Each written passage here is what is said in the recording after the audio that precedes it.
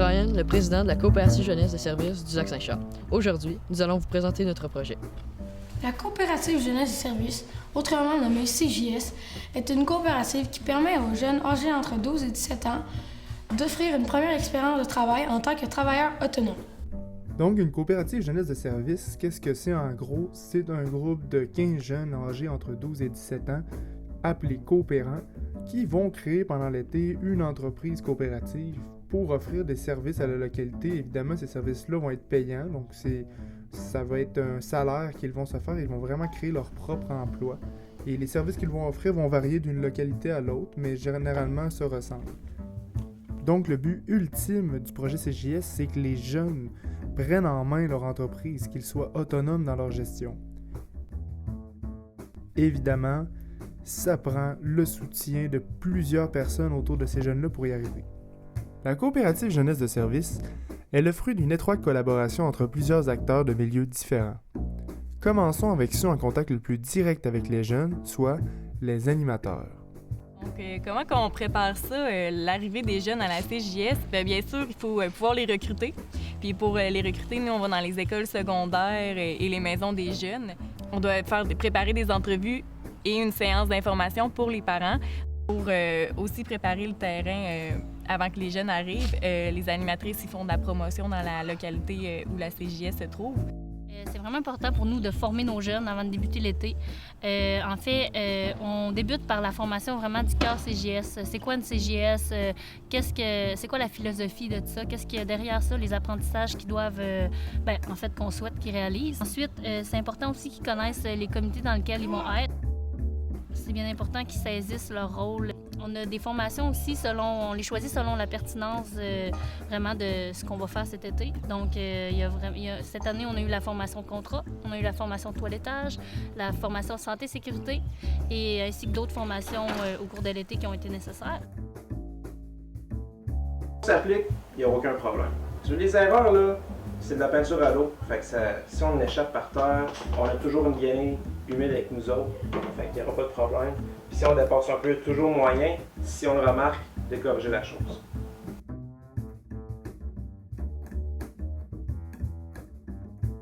Okay.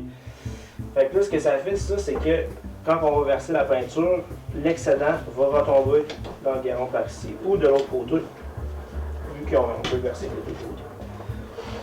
Alright, le mouleur ici, c'est pas grave si j'ai dépassé sur le mur, ok? C'est vraiment pas grave. That's it. Ça dépasse ici, puis c'est pas grave parce que on va repeinturer le mur comme ceci. Je fais de quoi ne pas faire. Si je fais ça, ok? Qu'est-ce qui est pas correct versus ça ici? Il y a trop de peinture ramassée dans le même spot. Ouais, puis comment tu peux voir ça? Une fois que les jeunes sont formés, la CJS doit maintenant annoncer officiellement qu'elle ouvre ses portes. Comme dans toute entreprise, la CJS fait une ouverture officielle devant ses partenaires et devant d'éventuels clients. Cet événement prend plusieurs formes, mais poursuit toujours les mêmes objectifs, c'est-à-dire donner le coup d'envoi de l'entreprise, remercier les commanditaires, faire une activité d'autofinancement afin d'amasser des fonds pour commencer l'été et surtout, informer les résidents de la localité de l'existence de la CJS.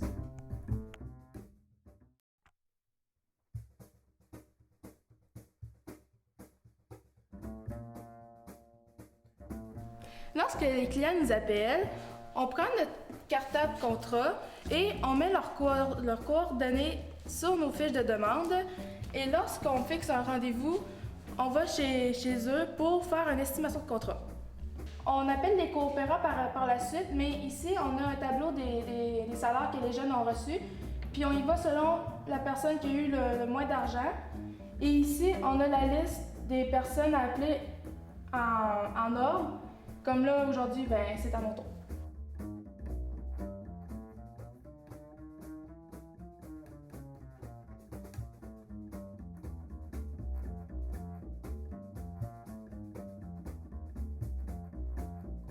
Donc, pour l'estimation de contrat, les coopérants se rendent chez le client pour évaluer la tâche. Une fois qu'ils auront terminé leur évaluation, les coopérants vont faire un prix au client. Si le client accepte, on signe un contrat de service et on effectue la tâche demandée. Parfois, l'estimation sera une autre journée que la journée du contrat, mais la plupart du temps, une fois l'estimation acceptée, on commence le contrat.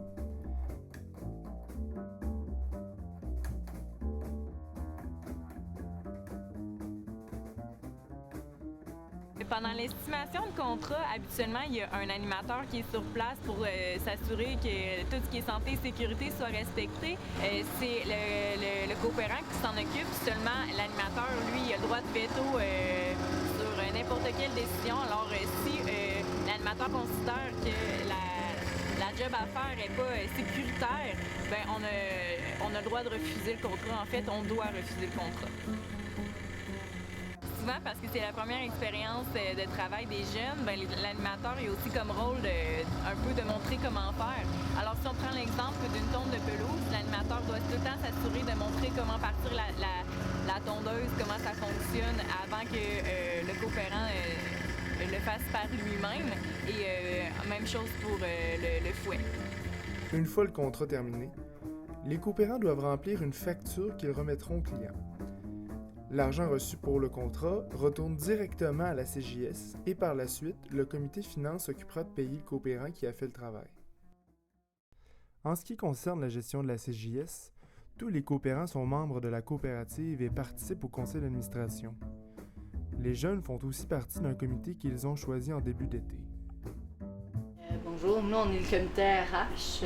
En fait, nous on s'occupe de la vie associative et de la gestion de tout ce qui est contrat, tour, heures volontaires, etc. Ça, on s'assure que tout le monde soit bien dans la CJS. On sépare les heures de façon à ce que tout le monde puisse avoir une ristourne pas mal équitable. Dans le fond, la vie associative, dans le fond, ça sert à... En dehors des heures de la CJS, on organise des activités pour renforcer les liens entre les coopérants. Fait que ça aide à avoir une meilleure CGS, puis tout le monde peut se parler. Bonjour, nous faisons partie du comité marketing. Nous faisons des affiches, de la publicité et nous faisons des cartes d'affaires avec notre propre budget pour réussir à faire connaître aux gens la CGS. Nous faisons aussi du porte-à-porte et on se va dans les commerces pour afficher des pancartes. Tout ça nous permet d'avoir plus de contrats et faire connaître la CGS dans tous les quartiers. Bonjour, nous on est le comité des finances. Dans le fond, le comité des finances fait tous les entrées et sorties d'argent. On les inscrit dans un cartable qui s'appelle le Grand Livre. Nous aussi en finance, on s'occupe de faire les payes des coopérants après leur contrat. On s'occupe aussi d'aller porter l'argent à la banque. Et étant donné que je suis le trésorier, je m'occupe à signer les chèques, c'est-à-dire à valider les payes des coopérants. À chaque début d'année à la CJS, on a en fait une feuille qu'il faut remplir et dans le fond c'est les prévisions budgétaires, donc des objectifs qu'on se donne, qu'on essaye d'avoir. C'est aussi nous qui s'occupent des projets d'autofinancement comme vente des canettes, ramassage de canettes, vente de hot-dog puis la moto. L'ordre du jour, ça va être premièrement l'ouverture de la séance, deuxièmement lecture et adoption de l'ordre du jour, proposition ressources humaines. Ce qu'on a à proposer, c'est qu'on a tout réaménagé le local en haut. On va falloir qu'on vous montre où est-ce que tout a été mis. Puis on va faire un vote pour savoir quelle activité on va faire la semaine prochaine. En fait, on avait prévu soit une Zumba, un party spaghetti ou un souper spaghetti. Premièrement, la semaine dernière, il y a 2 semaines, on avait voté qu'on mettrait des pins blanches pour les rues qu'on a faites, qu'on a passé les dépliants. Bon, on s'est rendu compte que ça ne marchait pas, fait qu'on devrait juste surligner avec un souligneur les rues qu'on a faites. Moi j'approuve. J'appuie. Oui. Bonjour, moi je suis Frédéric, le président de la CJS.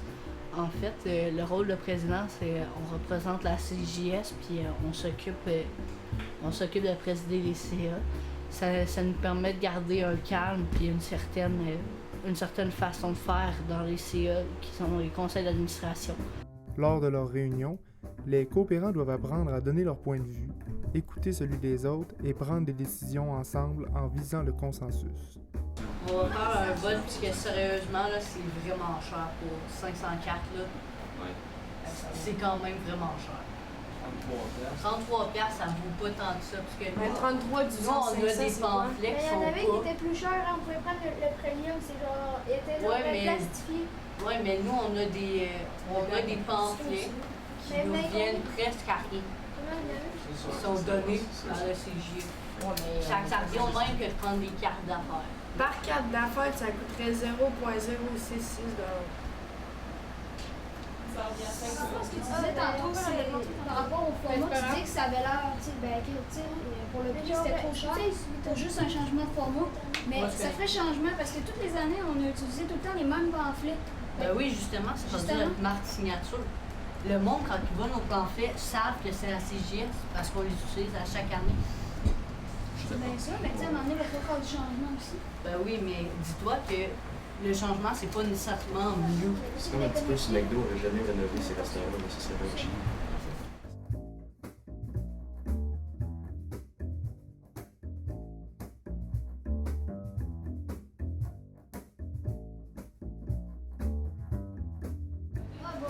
Qui vote pour la carte d'affaires? Faire une carte d'affaires. Qui vote pour? Québec contre. Mais on pourrait prendre ça, mais peut-être chercher pour les prix plus bas aussi. Alex? L'une des missions du projet CJS est d'initier les jeunes à l'entrepreneuriat. Depuis maintenant 3 ans, les CJS de Charlesbourg et Lac-Saint-Charles participent à un événement appelé le Trajet entrepreneurial qui se déroule dans le quartier historique du Trécarré à Charlesbourg. Lors de cette journée, les coopérants auront la chance de visiter plusieurs entrepreneurs qui leur parleront de leur entreprise et de leur passion. Ces entrepreneurs sont invités à parler de l'histoire de leur entreprise, mais surtout, qu'est-ce qui les a poussés à se lancer en affaires. C'est aussi un bon moment de comparer notre CJS aux entreprises locales, aux réelles entreprises du marché.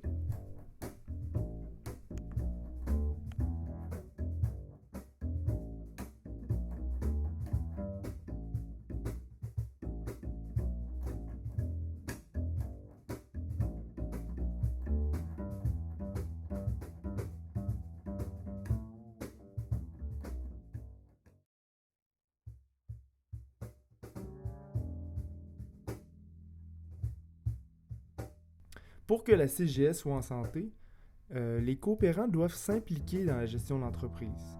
C'est pourquoi, à chaque semaine, les jeunes viennent au local faire des heures volontaires. C'est pas des contrats, c'est vraiment des heures volontaires qu'ils investissent dans la CJS. Dans ces heures-là, ils vont faire différents travaux, comme ça peut être des rencontres de comité, ça peut être répondre au téléphone, ça peut être planifier les contrats avec un client, ça peut être faire le ménage, etc. C'est important de dire que les heures volontaires, ce ne sont pas des heures bénévoles, puisque sur chacune des payes que les jeunes reçoivent lorsqu'ils font un contrat, un pourcentage, appelé le pourcentage de coop, est prélevé de leur paye. En fait, ce pourcentage-là a été choisi par les jeunes en début d'été. Et ce pourcentage-là va permettre de faire un fonds de roulement, mais aussi va s'accumuler.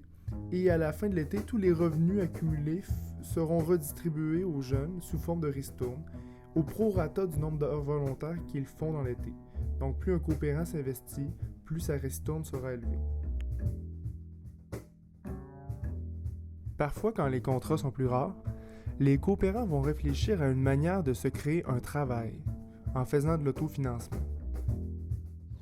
Eh bien, aujourd'hui, on fait une campagne d'autofinancement qui consiste à assurer le déroulement de la CGS jusqu'à la fin de l'été et ainsi poursuivre l'activité l'année prochaine. Alors, qu'est-ce qu'on est en train de faire en ce moment? On est en train de ramasser des canettes dans le voisinage. Dans cet exemple, on peut bien voir une tâche que les jeunes se sont créées, même si ce n'est pas un contrat qui va leur rapporter de l'argent. Alors nous, comme animateurs à la CJS, on doit accompagner les jeunes tout l'été dans différentes sphères de la vie commune qu'on a à notre local. En fait, on les accompagne premièrement dans la sphère de la vie associative. Donc, on s'assure de bien les accompagner, les encadrer dans leur comité afin qu'ils puissent bien établir un cadre là-dedans aussi.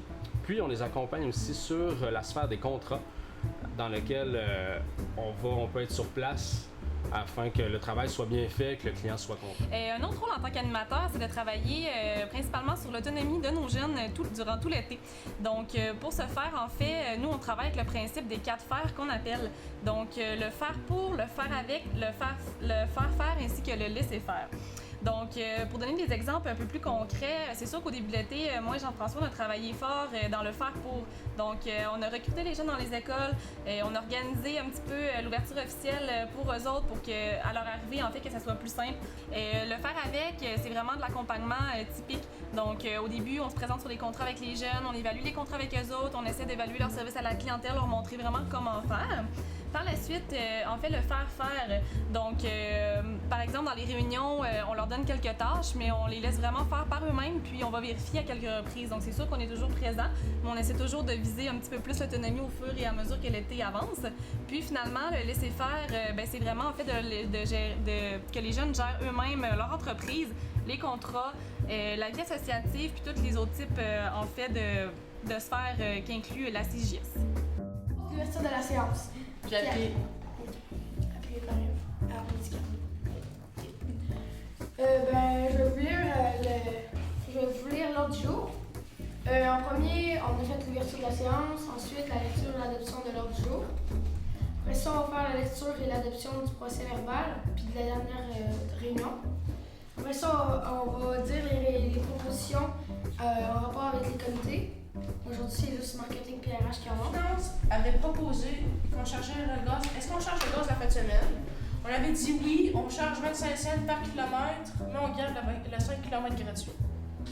Marketing, ils ont proposé de mettre la liste de services sur Facebook. On l'a accepté. C'est rendu aux propositions du comité RH. Ok, donc j'ai noté dans nos agendas. Donc lundi en avant-midi, c'est moi et Nathaniel. En après-midi, c'est Olivier et William S.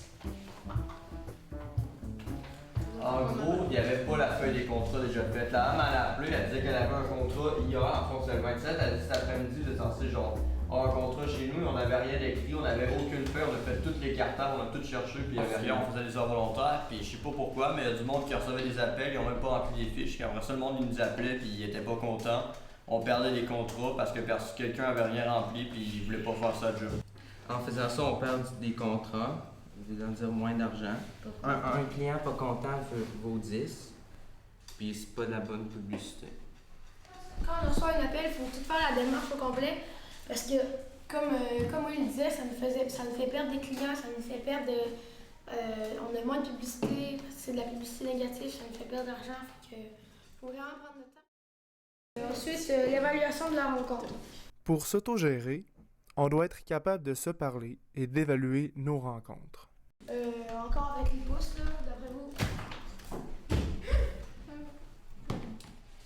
Ça? Ok, toi, Lucas, pourquoi t'as mis ça? Ben, c'était rappelé, puis c'était un petit peu trop. Je sais pas comprendre, en plus, c'était pas long. Et toi? Moi, j'ai mis ça parce que c'était allé vite, puis que même sans animatrice, on s'est prouvé qu'on était capable de faire sérieusement.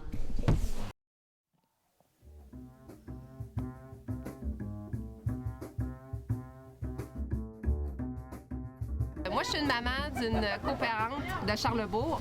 Puis, je trouve vraiment que c'est une belle expérience enrichissante pour elle. Elle a 12 ans. Donc, trop jeune pour travailler, mais trop bien pour le camp de jour, selon moi. Donc, la coopérative, ça permet à ces jeunes-là d'acquérir des compétences en lien avec le marché du travail, rencontrer d'autres jeunes comme elle, qui veut développer sa fibre entrepreneuriale, son leadership, son sens d'initiative. La coopérative jeunesse de service, ça permet aux jeunes d'avoir une expérience de travail et pouvoir la mettre dans son CV. Donc, quand ça va être le moment de trouver un emploi. Donc, je la souhaite pour tous les jeunes qui ont le goût de passer un bel été tripante avec des amis.